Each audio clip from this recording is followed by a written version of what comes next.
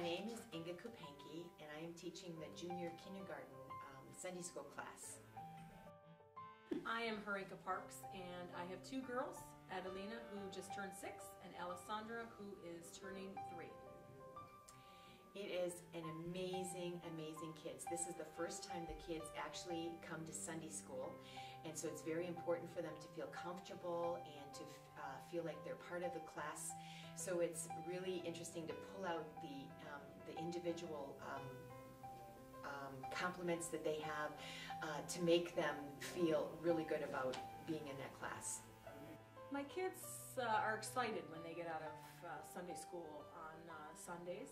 They usually can tell me a little bit about the stories, but it's just an overall joy. They walk out of church on Sundays just covered in joy, and that's all that I could ask for, is that they're given joy on Sunday. I enjoy it when the light goes on in their head and they can repeat some of the lessons that we've had.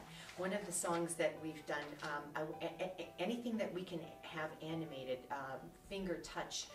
So one of the classes that we've had is the disciple song, and every one of these balls is one of the disciples, and some of the kids can actually know all the disciples by doing the eggs.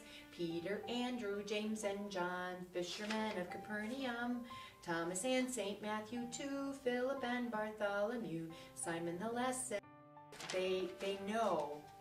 One of the Sunday school kids in the class today were able to tell me every single one of the disciples' names better than I can, which is amazing. If they can get that kind of stuff, is really, really cool.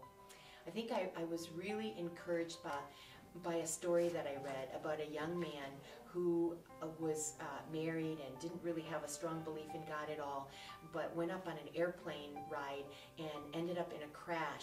What helped pull him through that critical time was memory verses.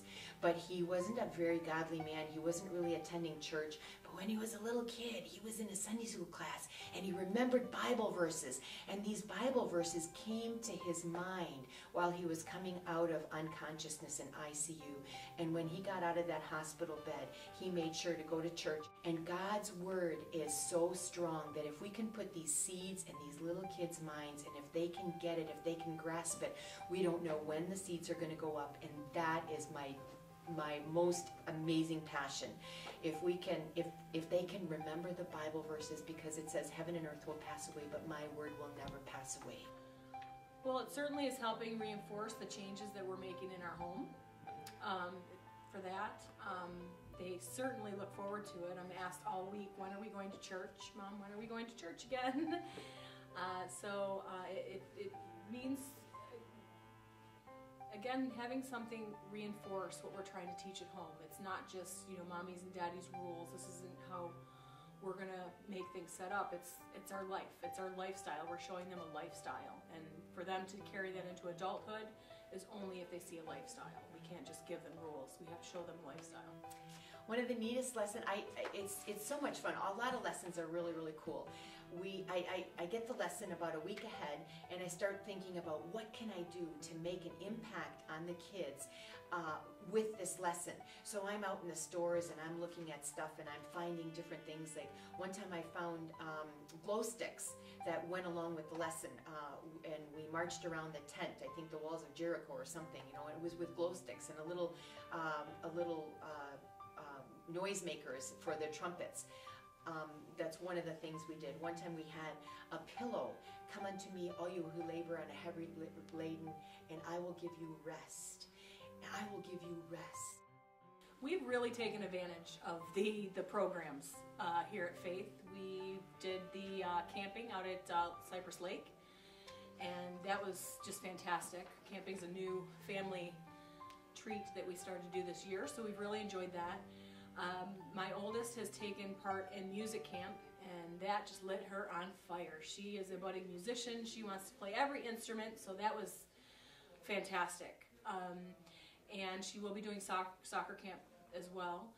We really have taken advantage of just about every program that's here, and again, it has allowed us to show them the lifestyle of having a relationship with Christ and the church. And again, that's just something we hope that they continue with as they grow.